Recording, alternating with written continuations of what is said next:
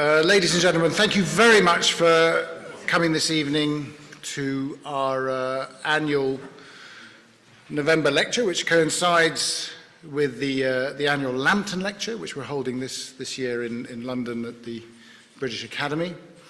So earlier today we had our AGM, and I mentioned a couple of things of the developments that have been occurring in BIPS this year. For those of you who don't know, by the way, my name is Ali Ansari. I'm currently president of BIPS. I'm going to highlight a couple of things now, which we will be returning to in the reception that follows the talk.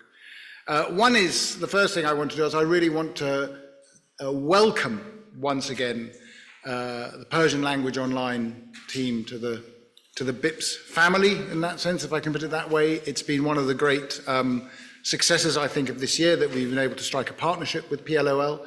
PLOL, as some of you know, and hopefully most of you will know, is the foremost, the leading platform for teaching Persian language online. It's connected with a number of universities, also affiliated obviously with BIPS, and we're hoping that this partnership will lead us into greener and more productive pastures as we go forward. It was originally the brainchild of Dr. Ali Sataripour and has been funded very, very generously by his widow, Mrs. Sataripour, who sadly can't be with us today, but I know she would have been very happy to have joined us, and I hope she will join us at later events. And I think, anyway, my hope is that this partnership will allow both of us, both BIPS and PLOL, to go forward in strength and confidence. So just to welcome both Nargis and Ben here today, and it's great to have you on board. I also want to raise, I don't want to embarrass him, but I am going to raise, just to let you know that BIPS, as those of you who are familiar with it, is one of the British Academy's research institutes. It's one of the smaller ones, and as a result, being one of the smaller BIRIs, we depend very, very heavily on the selfless, I should say, volunteering of all our council, all our members who help in running the institute. And one of the people who has served us really selflessly over many, many decades, I don't think you'll mind if I say decades, has been our great colleague, Professor Dr. Paul Luft, who has served with BIPS well, for quite as long as I can remember, and has always been a font of wisdom and a source of advice in need. Until very recently, he was a very active member, I have to say, of BIPS, and he still remains a life honorary vice president. So after the talk is done, we will be having a little celebration of a rather important birthday, so I hope you will be able to join us in celebrating really Paul's service. For those of you watching online, I will have a bit of cake for you. Thank you. So it leaves me only now to welcome our speaker. I understand he's been doing a bit of a tour of London recently and has been delivering talks at other places that we won't mention. But we're very pleased to say that having built up that sort of anticipation over the week, he's now come for the crescendo, shall we say. The finale of the symphony will be delivered here at BIPS.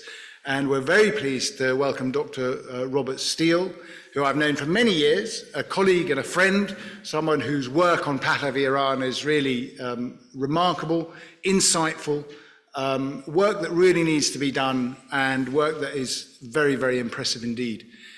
He's currently a research fellow at the Institute for Iranian Studies at the Austrian Academy in Vienna.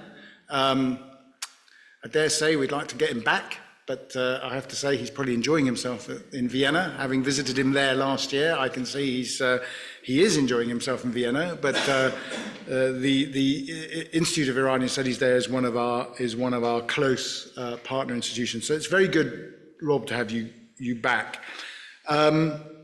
He's going to be talking, as you see, on the origins of Iran's political and cultural ties with Africa under Shah Mohammad Reza Pahlavi, but I'd also like to alert you to the fact that in a few weeks' time,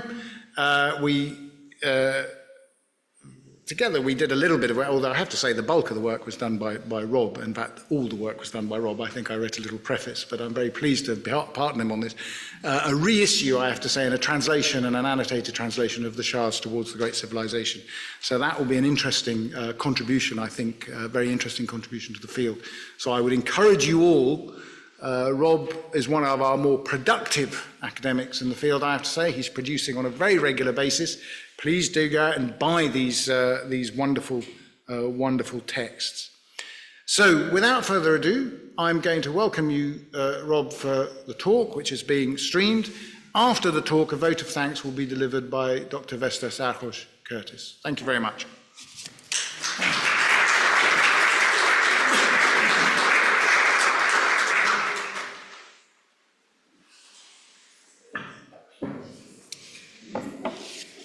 Thank you very much, Ali, for this very kind introduction.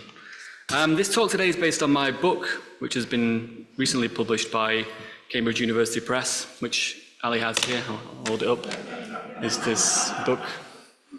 And yeah, this book's the result of several years of research at various archives in Iran, Britain, the Netherlands, France, and the United States. And I'd like to begin this talk where the book begins, on the 8th of May 1974, when an unexpected visitor arrived with little notice at Tehran's Mehrabad airport. Despite the impromptu nature of the visit, efforts were quickly made to make the guest feel welcome. He was granted full military honours and was met at the airport by the Prime Minister, Amir Abbas Hoveyda, as well as several other important figures, including the Saudi ambassador to Iran. This guest was none other than the president of Uganda, the military dictator Idi Amin. In February that year, during the Islamic Summit Conference in Lahore, Amin had spoken to the Iranian foreign minister of his wish to establish a Ugandan embassy in Tehran. He spoke on that occasion about the need for rapprochement between Iran and Iraq, and even suggested that he be provided with a plane so that he could travel to Tehran to convince the Shah to come with him in person to the Lahore conference to try and negotiate with the Iraqis together. This offer was unsurprisingly not taken very seriously, because Amin's travelled visit to Iran, which came at the end of a tour of the Middle East, caught everyone off guard. The visit was said in the press to have been, quote, completely unexpected and sudden, and there was a sense of bewilderment at his arrival amongst Iranian officials. Nonetheless, the daily newspaper Etela'at printed an image of Hoveyda greeting Amin at the airport on its front page. Amin was the guest of the Prime Minister for lunch, and in the evening a banquet was held in his honour by the Shah. Despite the close observance of these formalities of receiving heads of state, Iranian officials were quite annoyed at Amin's attempts to interfere in Iran's affairs. The US ambassador in Tehran, Richard Helms, wrote that, quote, Iranian officials were not happy at the prospects of Amin's visit, and his conduct here has confirmed their expectations. One of these officials was the Shah's court minister, Asadullah Alam, who confided in his diary that Amin was very strange and says ludicrous things. Amin's crude and unpolished manner also irritated some of the sensibilities of the Pahlavi political elite, particularly the cultivated and erudite Prime Minister. According to Ambassador Helms, during the Shah's speech, Amin's behaviour was so boisterous, bumptious and burpy that Hoveyda was heard to mutter to an aide, "Get him out of the country by 10 o'clock tomorrow morning." Distasteful though Amin's visit was to Iranian officials, it was not entirely unsuccessful. For just 5 months later, Iran announced that it had established formal diplomatic relations with Uganda, just as Amin had wished. Idi Amin's visit was exceptional for its spontaneity, but it's just one example of the many interactions that occurred between Iran and Africa during this period. Indeed, during the 1970s, Iran's interest in the African continent and its relations with individual African states expanded considerably. To put this growth into perspective, at the beginning of 1970, Iran had relations with just 5 countries in the whole of Africa. By the mid-1970s, it had established formal relations with over 35 African countries, with embassies in several of these. In today's talk, I'll examine the development of Iran's interest in Africa from the 1950s to the revolution in 1979 to understand not only the place of Africa in Iran's foreign policy during this period and the strategies the Pahlavi state employed to deepen ties with Africa, but also why Iran was an appealing economic and political partner to these countries. 2 movements shaped politics in the global south in the decades under study: the Cold War and decolonisation. The study of Africa in Iran's foreign policy helps to understand Iran's engagement with these 2 global processes. First, in the context of the Cold War, it provides opportunities to look beyond the typical characterization of the Shah as a puppet of the United States, to think about how the Shah sought to assert Iran's independence and even pursue its own grand strategy. Second, from the 19th century onwards, during the era of colonialism, Iran had suffered violations of its sovereignty at the hands of European powers, which had pillaged its resources, seized territory, interfered in its politics, and imposed a system of capitulations. Thus, although Iran took part in initiatives launched in the Global South after the Second World War, as countries sought to free themselves from colonialism, for example, the Asian African Solidarity Conference in Bandung in 1955, it was something of an outsider and often did not embrace the spirit of these movements. In the context of the changing world order that decolonisation presented, the Shah envisioned Iran as a crossroads, linking East and West, North and South.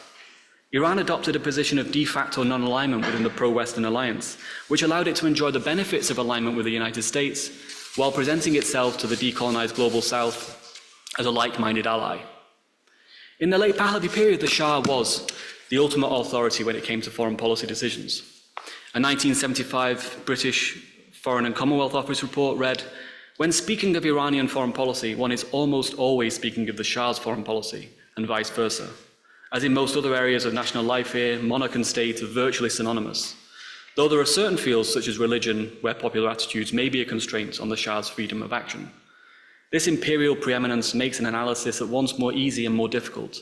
More easy because the Shah speaks constantly in public and in private on foreign policy issues. More difficult because he is a complex human being whose prejudices and emotions colour his thinking. The personal invades upon the national. Because the Shah occupied such a central position, the personal relationships he and his inner circle cultivated with foreign leaders and diplomats often contributed to the development of close bilateral relations. For example, the Shah and Empress Farah had a very close relationship with Senegal's president and poet Léopold Sédar Senghor. Senghor was one of only a handful of foreign leaders with whom the Shah was on first-name terms, but the Empress had got along with him particularly well. During her visit to Senegal, he playfully referred to her as the Empress with the silken smile, while she called him the impeccable craftsman of the verb. Another example, the Shah's personal relationship with Anwar Sadat was vital to the remarkable rapprochement between Iran and Egypt in the 1970s, and of course from the late 1960s until the early 1970s, the relationship with Kissinger and Nixon was very important in the development of US relations with Iran. This talk is divided into three parts, set out chronologically. The first explores Iran's early interactions with Africa from the mid-1950s until around 1970, and will show that these were largely shaped by regional concerns over the spread of Nasserism.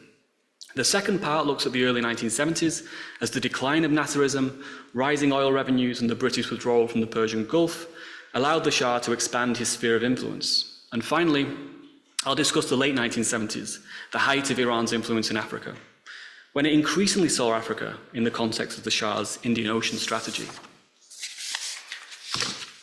Mohammad Reza Pahlavi's life and career were intimately linked to Africa. One of his most important early political acts was, as Crown Prince, his marriage to Princess Fawzia of Egypt, arranged by Reza Shah in 1939 as part of his efforts to establish alliances across the region. Early in his reign, Mohammad Reza Pahlavi did not enjoy the control of foreign policy that his father had, and his first decade or so on the throne can be characterized as a battle between those who thought he should reign as a constitutional monarch and the court which fought to gain some of the powers Reza Shah had enjoyed. This was ultimately settled in 1953 after the coup that overthrew the government of Mohammad Mossadegh, and from that period onwards, the Shah became the most important decision maker in Iranian politics and took a particular interest in Iran's international relations. The first major international challenge the Shah faced in the post-1953 coup period was the Suez Crisis in 1956. After the Egyptian Revolution in 1952, which saw the abolition of the monarchy and the establishment of a republic under the control of Nasser, Iran had maintained cordial relations with the new regime. Iran's representative at the Bandung Conference in April 1955 had even invited Nasser to visit Iran. However, relations began to sour after Iran joined the British-sponsored Baghdad Pact in October that year. Nasser denounced the pact as a Zionist plot and believed Iran's membership proved that it was backing Iraq over Egypt in the battle for leadership in the Arab world. In the crisis that followed the nationalization of the Suez Canal by Egypt in July 1956, Iran was publicly one of the key regional supporters of American initiatives to ensure a peaceful resolution. But in private, the Shah recognized the broader implications of a Nasser victory and said to the US ambassador in Tehran that Nasser was, quote, a madman against whom he hoped the West would take a strong stand. To the British, he was slightly more blunt, telling them that he considered getting rid of Nasser a very high priority. Nonetheless, as much as the Shah might privately have observed with relish the Franco-British-Israeli attack on Egypt in October 1956, Iran's official position, bound as it was by Muslim solidarity and the spirit of Bandung, and fearful of an escalation of the crisis, was to push for a withdrawal. Iran's representative at the UN gave a speech to the Security Council in which he criticised the violation of Iran's sovereignty by Britain and France, for which Iran received a note of gratitude from Nasser, which was read out to the Iranian parliament. But in the months and years that followed, the Shah became ever more worried about the growth of Nasser's revolutionary movement across the Arab world, which he viewed as evidence of his expansionist aspirations. In February 1958, Egypt and Syria entered into a formal union, the United Arab Republic. Shortly after, a civil war broke out in Lebanon, which pitted pro-Nasserites against pro-Western forces. And worst of all, in July that year, a bloody coup in neighbouring Iraq saw the murder of the Shah's friend, King Faisal II, and the abolition of the British-backed Hashemite monarchy. As far as the Shah was concerned, the Iraqi coup meant the expansion of Nasserism to Iran's border. Against this backdrop, the Shah signed a military agreement with the United States in March 1959, which put Iran more firmly in the Western camp. Then on the 26th of July 1960, Nasser suddenly severed ties with Iran. In a speech, he branded the Shah's regime an opponent of the Arabs in their struggle against colonialism and Zionism, denounced Iran's membership of the Baghdad Pact and its relationship with the United States, and even called for the overthrow of the Pahlavi monarchy. As Nasser emerged as Iran's greatest adversary and the biggest threat to regional security, the Shah began to look further afield for foreign allies who could help to counter this threat. The first of these were in Northern Africa.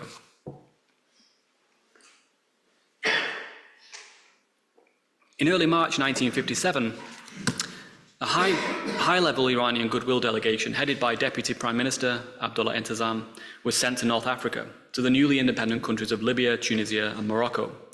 Entezam's goal was to, quote, bring these three Maghreb states together and encourage them to cultivate their gardens and bother less about problems further east, such as Palestine. In conversations with the political leaders of those countries, he stressed the real danger of a communist infiltration concealed under the mask of Arab nationalism. While Morocco and Tunisia were quite open to Iran's overtures, relations with Libya remained distant. Britain and the United States had oil interests and military bases in Libya, so King Idris felt certain that should any unrest threaten his throne, the West would come to his aid. Of course, he was proven wrong in 1969 when Gaddafi came to power in a military coup.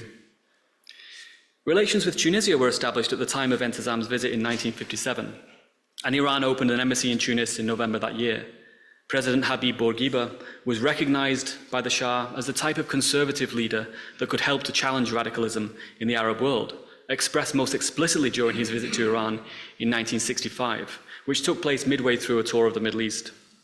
In Beirut, just 3 days before Bourguiba's arrival in Iran, he'd spoken to the press about the need for the Arab world to find a peaceful solution to the conflict with Israel. It's time to abandon demagogy, he said.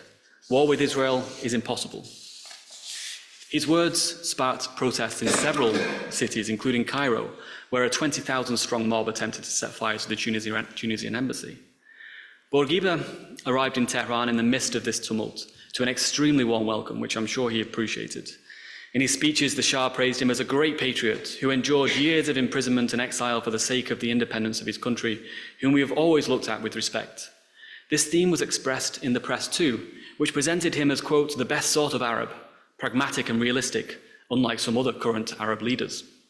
The press also began to speak about the need for an enlightened, wider Muslim grouping, one that would consist of nations that were patriotic, reasonably pro-Western, and firmly anti-Nasser. The Shah identified Morocco as a potential key member of this group of Muslim nations. During his first state visit to Morocco in June 1966, the Shah was frequently pictured praying alongside King Hassan II to demonstrate the Islamic credentials of both kings. In his banquet speech, the Shah praised King Hassan for his country's dedication to the principle of non-interference in the affairs of other nations, and argued that in this, quote, their countries had chosen the same path, guided by the precepts of Islam.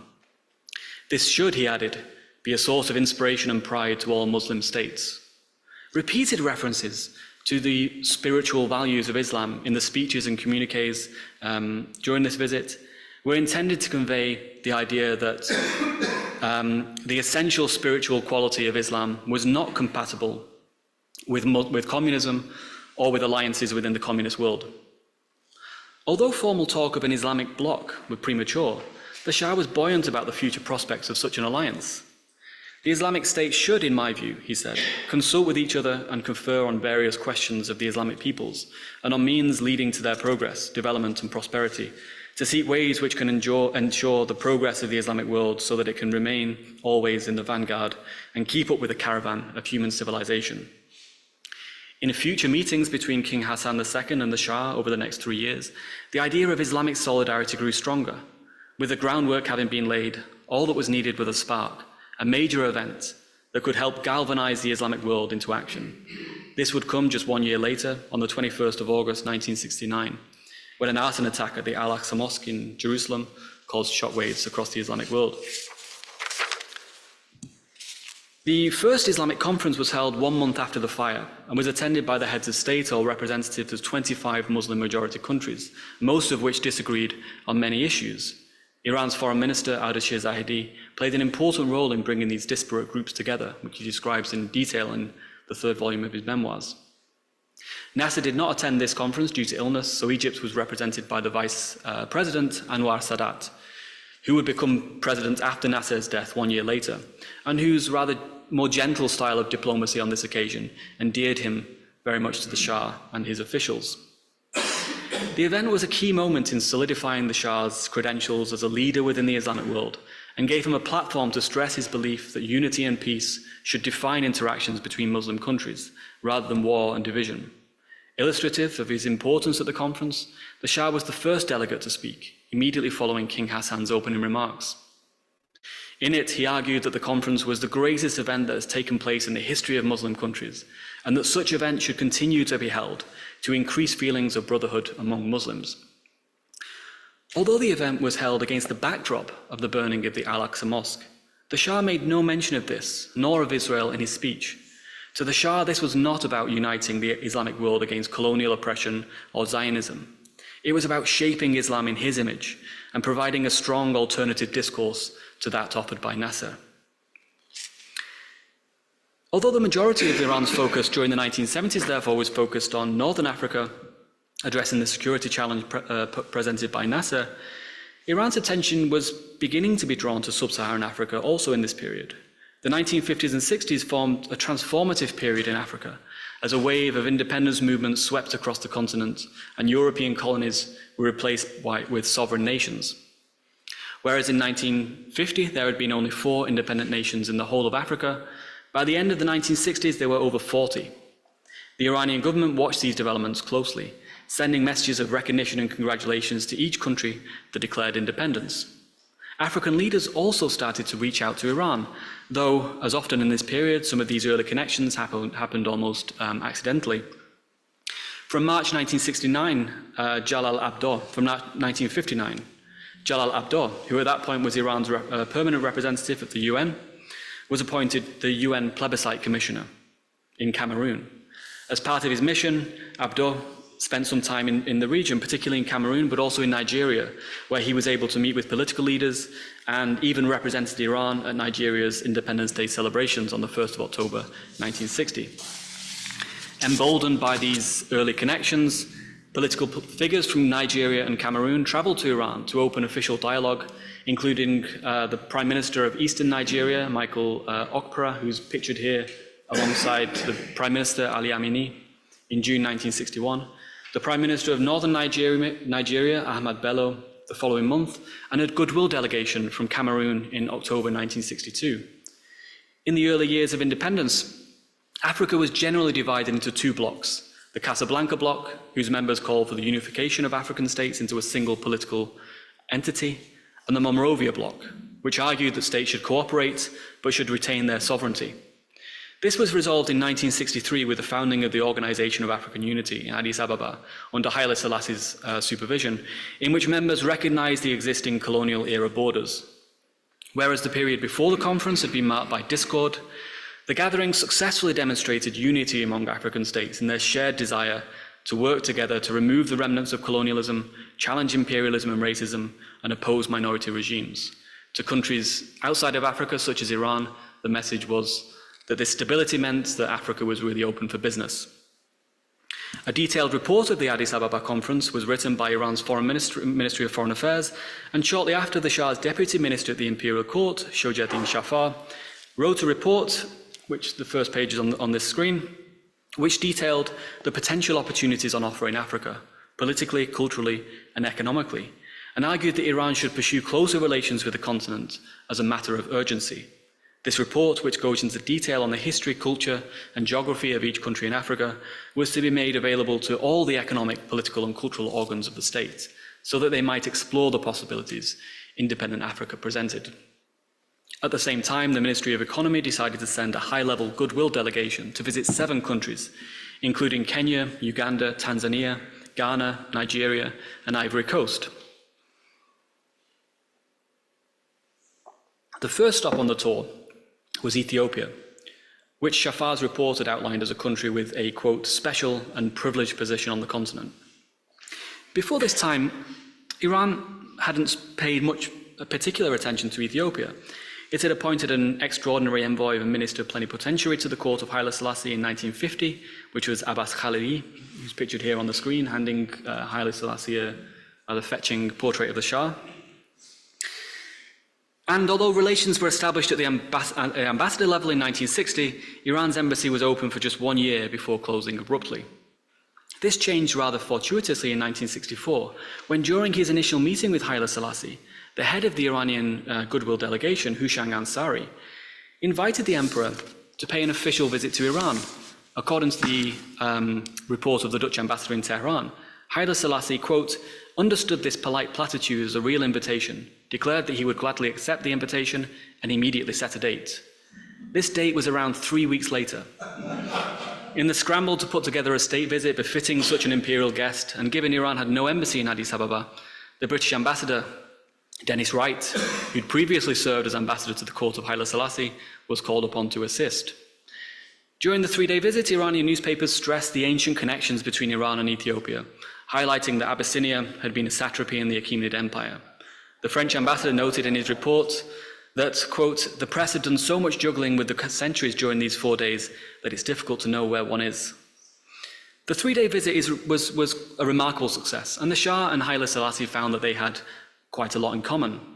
They were both conservative monarchies in a febrile political environment in which their thrones were threatened by radical movements. Like his relations with Morocco and Tunisia, the Shah saw Ethiopia as an influential power that could join his anti-Nasser bloc. The visit resulted in the reopening of the Iranian embassy in Addis Ababa, and 4 years later, the Shah travelled to Ethiopia, which would be his only visit to a sub-Saharan African country during his reign. Containing the headquarters of the Organization of African Unity and the Economic Commission for Africa, Addis Ababa was really the de facto diplomatic capital of Africa, and therefore the Shah considered it as a bridge to the rest of Africa. During his 6-day visit in June 1968, he held meetings with the Secretary General of the Organization of African Unity and spoke to the press about Iran's aims to improve relations with African countries. During a speech at a banquet held in his honor at Menelik Palace, the Shah began by praising Haile Selassie, but then quickly moved on to Africa more generally and the struggles of majority black populations for their rights in South Africa and Rhodesia. One of the most serious problems facing Africa, the Shah said, is the issue of racial discrimination, and Iran will wholeheartedly endorse any attempt to combat racial discrimination. He continued, obviously our country, as an old friend, will certainly not shy away from any sincere cooperation that may be possible for the progress of African nations. Not only have we voted for the interests of African nations throughout the life of the United Nations, but we have also been ready for practical cooperation with African countries. We are confident that in the future, these connections and other cultural and economic relations will develop gradually, and that the tradition of cooperation and lasting friendship between Iran and Ethiopia and Africa will continue to grow stronger. Although the speech was addressed to Haile Selassie, the emperor was not the only or even the primary audience of the speech. the Shah was making a pitch to Africa's political leaders on African soil in a city he understood to be the diplomatic capital of the continent. Indeed, throughout the whole trip, the Shah made an effort to appear sympathetic to the struggles and values of Africa. On the day following the banquet, he held a meeting with the Secretary General of the Organization of African Unity, Boubacar Diallo Telly, in which, echoing themes expressed in his speech to Haile Selassie, he stressed Iran's, quote, commitment to combat the remnants of colonialism and apartheid, which we strongly condemn. Telly presented to the Shah a copy of the Charter of the Organization of African Unity and responded positively to his overtures. He said, "We are aware of the important role of Iran and the role that he plays himself in the great family of Asia and Africa, and we know that Iran has never raised its voice against Africa in international affairs." Given the quite strong pronouncements of solidarity by the Shah and his support for majority rule, it's curious that the next country he targeted on the continent was not Kenya, Nigeria, Tanzania, or Ivory Coast, but apartheid South Africa. The 1967 Arab oil blockade in response to Western support of Israel in the Six-Day War demonstrated to South Africa the dangers of disruptions to oil markets, particularly if they became the target of a blockade themselves. Establishing and maintaining ties with an influential oil-producing nation, particularly one like Iran, which had resisted pressure to join the Arab blockade, was important to ensure the continuing flow of oil into the country. There had been a secret oil agreement in place between Iran and South Africa since 1966, through which the Iranian Iranian Oil Company had supplied crude oil for the South African stockpiling project and acquired a 17.5% equity in the Sasolburg oil refinery. Between 1966 and 1967, the value of exports of Iranian oil products to South Africa doubled from $40 million to $80 million. By the time of summer 1970, there were nearly 300 Iranians employed at the Sasolburg refinery, including welders, pipe fitters, and electricians. Although Iran argued publicly that Iranian diplomatic representation in South Africa was necessary, considering the large number of Iranian workers there, which was due to increase over the next 5 years to around 500, Iran recognized the increased strategic position of the Cape of Good Hope. During the Six-Day War, oil tankers had been rerouted there after the closure of the Suez Canal. So Iran recognized this sort of increased strategic importance. There was later a naval agreement signed between the two countries through which each navy would have a permanent representative stationed in the other's country, and their ships were free to use each other's ports. The Shah had also discovered that South Africa had an intelligence sharing agreement with the United States, whereby South Africa would take aerial photographs of ships traveling around the Cape of Good Hope and provide the Americans with copies. A similar deal was quickly struck with Iran, so they could keep track of military cargo traveling to Iraq and identifying what type of equipment they contained and their final port destination in Iraq. In June 1970, Iran sent 2 diplomats to South Africa to discuss the exchange of representatives. Although a United Nations resolution had urged member states to break off existing diplomatic relations with South Africa and to refrain from establishing new relations, and Iran didn't wish to be seen from diverging from a global consensus on such a delicate matter, it nevertheless viewed South Africa as a potentially important strategic and economic partner. To alleviate potential criticism, the relations were established at the Consular General level, and in the press release announcing this, Iran was careful to refer to South Africa as the racist government of South Africa. In reality, the consuls functioned as ambassadors. In 1974, the Dutch ambassador wrote of Iran's Consul General, Ahmad Tehrani, who's pictured on the screen, "The Consul General has managed to acquire an exceptional position. He maintains close ties with the central government in Pretoria and is, as far as I know, a frequent guest at several ministries." Until the late 1970s, Iran was remarkably successful in avoiding criticism over its relationship with South Africa, even though by the end of the 1970s, as a result of the Arab boycott in 1973, Iran supplied as much as 95% of South Africa's crude oil imports annually. One of the ways Iran managed to avoid this criticism was by establishing close political, strategic, and economic ties with other countries across the continent.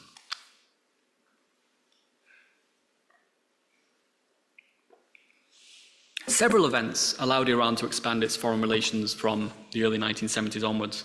Firstly, The rapprochement with Egypt removed the biggest threat to regional stability and allowed Iran to focus its attention beyond the immediate region. This rapprochement began in the late 1960s as Nasser's power diminished, a result of his defeat in the Six-Day War. The coming to power of the Ba'athist Party in Iraq in 1968, which presented a threat to both Iran and Egypt, also encouraged them to cooperate more closely. Although the re-establishment of relations began while Nasser was still alive, they developed even more quickly under Anwar Sadat, who, as I mentioned earlier, developed a very close bond with the Shah. Second, Iran negotiated through OPEC several oil price increases, through which Iran's oil revenues soared from 555 million in 1963-64 to 1.2 billion in 1970-71, reaching 5 billion in 73-74 and 20 billion in 75-76. These funds allowed the Shah to invest in projects abroad, establish an aid and development program, purchase arms, and open embassies. Third, the British withdrawal from the Persian Gulf in December 1971 allowed the Shah, with the support of the Nixon White House, to establish Iranian hegemony in the region. With a strong position in the Persian Gulf, the Shah could begin to look further afield into the Indian Ocean and to think more clearly about the role Iran could play on the global stage. One event that occurred during this time, and which demonstrates the broadening focus of Iranian foreign policy, was the celebration in 1971 marking the 2500th anniversary of the founding of the Persian Empire by Cyrus the Great, in which states from around the world were invited to Persepolis to pay homage to the ancient Persian civilization. This celebration is often remembered more for who did not attend than for who did, and the absence of several important Western leaders such as Queen Elizabeth II, President Pompidou, and President Nixon is sometimes used as evidence that the Shah was not taken particularly seriously by foreign leaders. According to an article published in Newsweek, for instance, the Shah invited virtually everybody who was anybody, but mostly nobody showed up. I would argue that these nobodies were as important, if not more so, than the Western leaders with which Iran already had long-established relations. Indeed, the Shah used the celebrations at Persepolis to court states from around the world, and they in turn sought to ingratiate themselves within the Pahlavi regime. And this map shows the various Cyrus the Great committees that were established around the world for this event. And you can see the number of these that were not just in Europe and North America, but that were in Australasia, East Asia, South Asia, and South America, and of course Africa. 12 African heads of state or their representatives attended the celebrations at Persepolis. Haile Selassie played an important role as the only other emperor present, was placed next to the Shah at all the major events, and was given the honor of responding to the Shah's banquet speech with a few words in Amharic. It was particularly significant that President Mokhtar Ould Daddah of Mauritania was present at the ceremonies, since he also served as the chairperson of the Organization of African Unity at that time. Indeed, it's likely that he was invited precisely because he held this position. The presence of Leopold Sedar Senghor also marked the beginning of the Shah's first special relationship in sub-Saharan Africa. The Shah was particularly eager to develop this type of special relationship with a country in Black Africa after 1970 that could help to deflect criticism of its increasingly close ties with South Africa.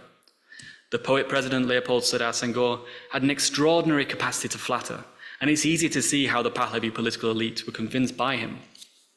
In his farewell message to the Shah, which was published in the official celebrations newspaper after leaving Persepolis in October 1971, he wrote, "If Iran has been able to show the world the glorious reflection of its destiny, it's because of its attachment to the values that have always made it great," and referred to Iran as a living center of contemporary humanitarian thought. The bilateral relationship between Iran and Senegal was initially based on the trade of Senegalese phosphates and Iranian oil. But this quickly expanded into Iranian investment in the expansion of a phosphate mine and the construction of an oil refinery in Senegal. From this emerged the idea to build an industrial complex with adjoining town. This town would be named after the Shah Banu, Kur Farah Pahlavi, to which Iran pledged hundreds of millions of dollars. As I mentioned earlier, personal relationships were a major factor in these close ties, and there were many meetings between the leaders in the 1970s. I think President Senghor traveled to Iran 3 times in the final 3 years, 1976, 77, and 78. The high point of the Senegal-Iran relationship was a visit of Empress Farah in February 1976 to lay the foundation stone of the oil refinery in the city that would bear her name. During the unveiling ceremony at the stone, the Empress said, "The laying of the first stone of an Iranian Senegalese oil refinery is more than an economic gesture. It transcends the alliance of phosphates and petroleum and constitutes much more than a vow. This act of industrial infrastructure is the very symbol of our determination to build a world of hope, and brotherhood and hope." In addition to the vast funds of money Iran pledged to the construction of the industrial complex, it also offered to fund several buildings in the adjoining town, including a cultural centre, which would include museums and theatres. It was planned that a cultural festival would be organised there as a sort of sister festival to the Shiraz Arts Festival. This would be a way to improve interactions between Iranian and African artists and performers. Some efforts had already been made towards this in the 1960s and 70s. African dancers and musicians, for example, had frequently performed at the Shiraz Arts Festival, including groups from Egypt, Ethiopia, Nigeria, Rwanda, Senegal, Tunisia, and Uganda. In 1977, a series of events was held in Tehran, billed as the Programme for Introducing the Arts of Africa, sponsored by the Farah Pahlavi Foundation. The central point of this was an exhibition held at Bagh Ferdoz in Tehran, for which more than 500 items were borrowed from 14 mainly West African countries. The stated purpose of the exhibition was to help the public to gain an understanding of the various and remarkable range of African art. Other events as part of this programme included performances of African musicians and dancers at the City Theatre, performances of African plays, films by African directors, and a series of lectures by African academics. Senegal was clearly a particular focus of Iranian activity, but it was not the only one. As well as supplying vast amounts of oil to countries across Africa and investing in oil infrastructure, Iran also saw opportunities in the nuclear sector. The Atomic Energy Organization of Iran was established in March 1974 and was considered to be one of the most ambitious nuclear projects in the world. Ensuring a constant supply of uranium was vital to the long-term success of this enterprise, and Iran was willing to spend pretty big on this.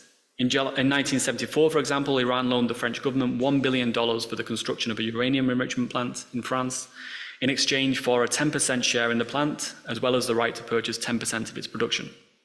In Africa, Iran held discussions with many countries over the supply of uranium, including Ghana, Niger, Zambia, and Morocco. Iran acquired a 15% share in the Rossing Company, which had the rights to the extraction of uranium in Namibia. And successful discussions were held with President Bongo of Gabon to guarantee a regular supply of Gabonese uranium at a fixed price. From around 1971, the Shah began to speak of his vision for Iran's place in the world. He spoke about the creation of an economic and security union for the countries bordering the Indian Ocean, so they could work together to make sure that the ocean remained free from big power competition. And he frequently made state visits to the littoral countries to shore up support for this Indian Ocean policy. To achieve the supremacy that he envisioned, the Shah invested heavily in the military. Arms imports increased substantially, from a value of $1.2 billion in the 23 years from 1949 to 1972 to $10.4 billion in the following 6 years. By the time of the revolution, the Imperial Air Force had around 500 planes, including the F-14, along with Boeing tankers, which extended the range of the F-14s to the entire northwestern area of the Indian Ocean. Investment in the Imperial Navy increased over 200-fold from the third to fifth development plans, from $5.5 million in the third plan to $55 million in the fourth plan, to $1.2 billion in the fifth plan, from 1973 to 1978. In 1971, Iran had just 2 frigates. By 1974, it had 13. So this was quite a rapid build-up in this time. Iran built a naval and air base at Chabahar, close to the border with Pakistan on the Arabian Sea, to protect the Persian Gulf and allow easier access to the Indian Ocean. And the Shah remained preoccupied with this vision of the Indian Ocean until the end of his rule. On his visit to India in February 1978, for example, which was his last visit before the revolution, he made the case, as this headline shows, that the Iranian Navy should be strengthened in the Indian Ocean. Africa was considered important in the context of the Shah's Indian Ocean policy. In addition to the aforementioned naval agreement with South Africa, Iran expressed interest in constructing naval facilities in Mauritius and the Seychelles. This was a headline from 1972 during the Prime Minister of Mauritius, Ram Ghulam's visit to Iran, in which Iran was promised Indian Ocean port facilities. The Shah was most concerned about the spread of communism in East and Southern Africa that could threaten Iran's growing position in the Indian Ocean. And two examples really demonstrate this. One is the Ogaden War, this war between Ethiopia and Somalia in 1977-78, and the second is Rhodesia. I'll begin with the Ogaden War. The Ethiopian Revolution in 1974, the death of Haile Selassie 1 year later, and the emergence of the Derg and Marxist-Leninist military dictatorship were major blows to the Shah and convinced him to be more assertive in defending his interests in Africa. Immediately, though, after the revolution, the Shah was reluctant to act against Ethiopia. The US government reasoned that even though the Derg regime was extremely undesirable, Egypt was still the largest and most important power in the Horn of Africa, and the best way to stop it moving into the Soviet camp was to maintain a supply of weapons. And Iran generally followed this line of thinking. Because of the loss of Sudan to the Western camp in 1971, the expulsion of Soviet advisors from Egypt in 1972, and continued American support for Ethiopia, Somalia, another military dictatorship, remained the focus of Soviet support in the Horn of Africa. Iran had maintained some relations with Somalia in the early 1970s as a fellow Muslim country and member of the Islamic Conference, but it was not until the death of Haile Selassie in 1975 that Iran started to engage more closely with the regime of Siad Barre, convincing him that should he reduce the level of support he received from the Soviets, that fellow Muslim countries like Iran would be able to step up and fill this gap. In April 1977, as the Derg regime edged closer to the Soviet Union and the Carter administration became less tolerant of its human rights abuses and Marxist ideology, the US-Ethiopia alliance finally collapsed. A significant arms deal subsequently struck between the Soviets and Ethiopia left Somalia deeply worried about the implications of this for their regional goals. Siad Barre, the president of Senegal, his Somali nationalism was predicated on a desire to see the unification of Somali-populated regions in eastern Kenya and the Ogaden region of Ethiopia into a greater Somalia. He considered that this was therefore the right time to attack. Just after this deal had been struck with the Soviets, while he still had the upper hand, he decided to launch this invasion. So in July 1977, Somalia launched a full invasion in Ethiopia to annex this Ogaden region.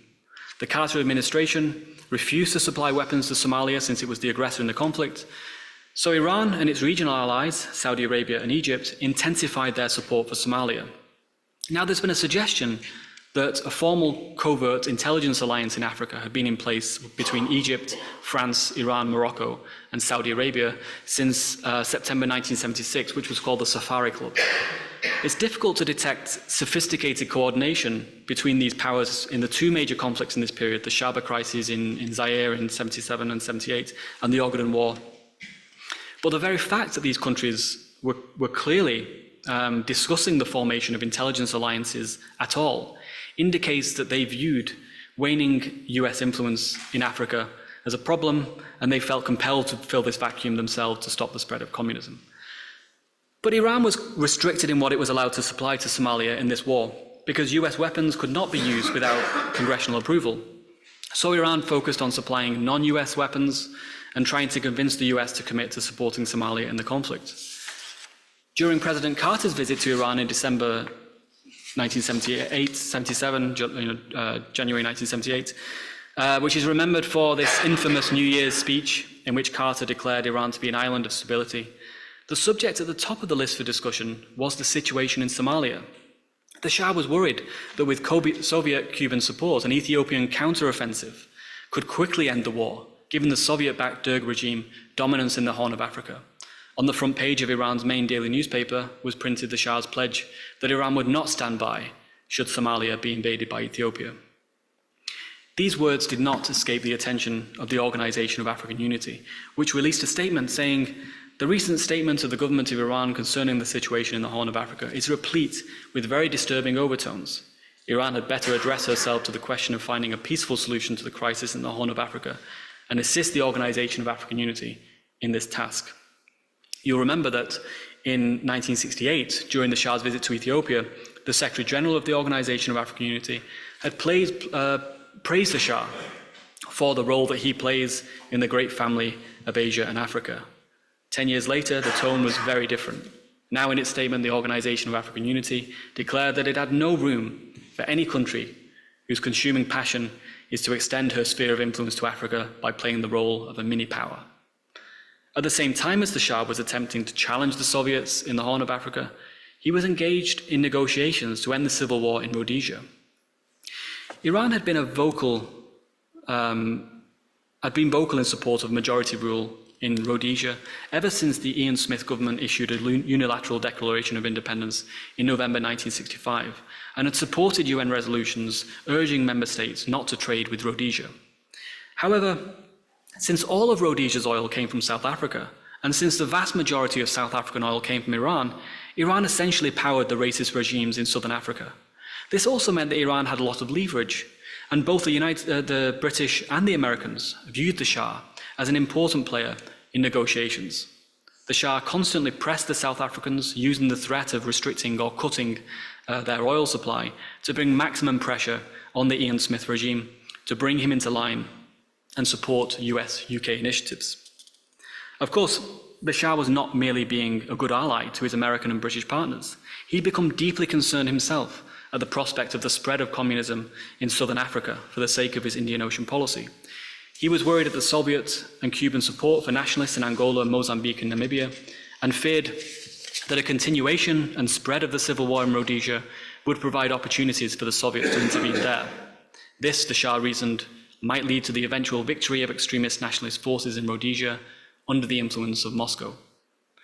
To ensure the best kind of government emerged after the conclusion of the civil war, the Shah maintained contact with Zimbabwean opposition figures from 1976 onwards. Many of these visited Iran to speak to the Shah in person, including Abel Muzoriwa, Reverend Sithole, and Joshua Nkomo. The Shah's influence among the Zimbabwean opposition was noted by British and American politicians. As late as August 1978, British Foreign Secretary David Owen urged the Shah to write to Muzoriwa to convince him to attend an all-parties meeting that they had organised. Owen felt that, quote, a message from the Shah to the bishop urging his participation in an all-parties meeting might be instrumental in convincing Muzoriwa that further negotiations with the Patriotic Front at an all-parties meeting would be worthwhile. The subsequent visit of Muzoriwa to Tehran in September 1978, during which the Shah attempted to induce him to attend the all-parties meeting with the promise of funds and an agreement to give military training to some of Muzoriwa's followers, was the final contribution of the Shah to the situation in southern Africa before the revolution. I'll conclude with a few words about the impact of the Islamic Revolution on Iran's position in Africa.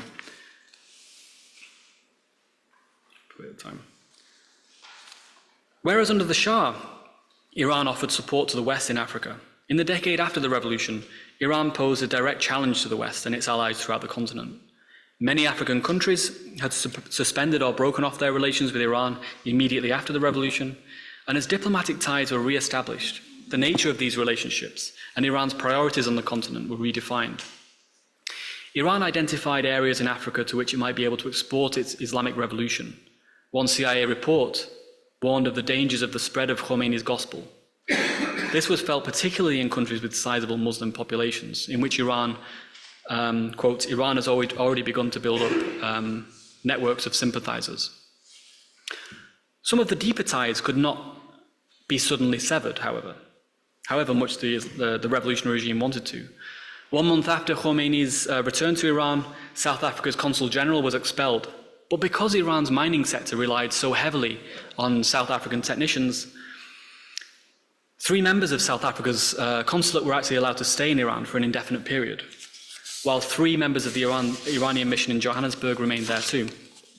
Although Iran joined the oil embargo against South Africa at the time of the revolution, it continued to supply oil, though in reduced quantities. According to some estimates, Iran supplied between 65% and 90% of South Africa's oil until the end of apartheid.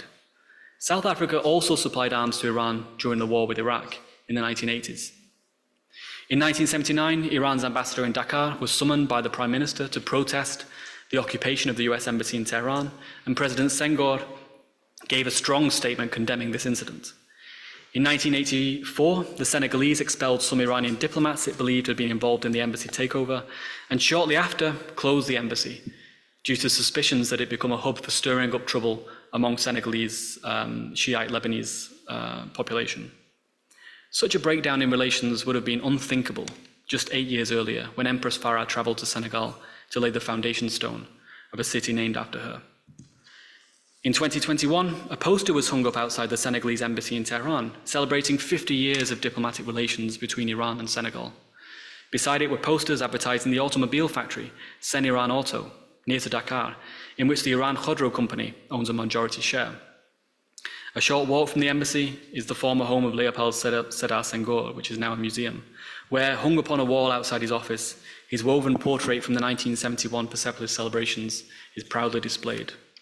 The revolution had a huge impact on Iran's relations with Senegal, but as with most of the countries in Africa, these relationships were gradually rebuilt and gained renewed strength and meaning. This study of Iran's relations with Africa exposes the complexities of Iran's foreign relations in the Pahlavi period. It's too easy to dismiss the Shah as an American puppet, but this is not supported by the evidence. In some instances, of course, particularly in the 1950s and 60s, Iran's interactions with Africa could be a little haphazard, simply because it lacked the expertise in African affairs to develop any kind of comprehensive foreign policy. However, by the 1970s, and particularly by the late 1970s, this had changed significantly, as Iran developed the means and knowledge to identify and pursue a strategy on the continent. Thank you very much.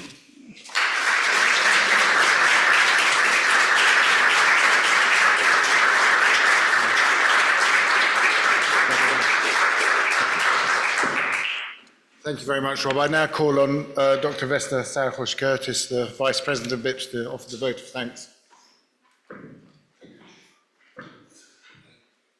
Thank you very much, Robert. What a splendid journey from 1950 to 1979. It wasn't just a discussion or a presentation of Iran's foreign policy with Africa, but it gave us a glimpse of Iran's foreign policy in general and how the Shah started to look at the South African countries, first in North Africa and then Sub-Saharan, support several certain countries, and then dealt at the same time with Western nations, and probably became a bit too confident for the West. And by presenting himself as the power who could organize countries and also set the tone for development. It's very interesting. I mean, having grown up in Iran, I remember Haile Selassie's arrival in Iran. And Iranians are not generally very how shall I say it without upsetting anybody, but we're not, Iranians are basically very racist people, basically, right? Basically. Particularly when it comes to African countries. And this is something that we shouldn't be very proud of, particularly at that time. So I remember that this sort of arrival wasn't really welcome, and people were very surprised at some of the newspaper headlines were pointing out. You know, why was Haile Selassie coming? Why was Idi Amin there? And at the same time, I also remember, and you pointed out very rightly, this sort of quarrel between Jamal Abdel Nasser and the Shah, and how this sort of became a very important point in Iranian policy. I remember actually listening, my father was listening to the radio, and Jamal Abdel Nasser, you know, ranting and raving in Arabic, and as you again pointed out, it was partly his sort of status to become friendly, or his position to become friendly with the other African countries, to sort of put pressure on Abdel Nasser, and how at the end his policies actually didn't survive. He couldn't continue as he had started.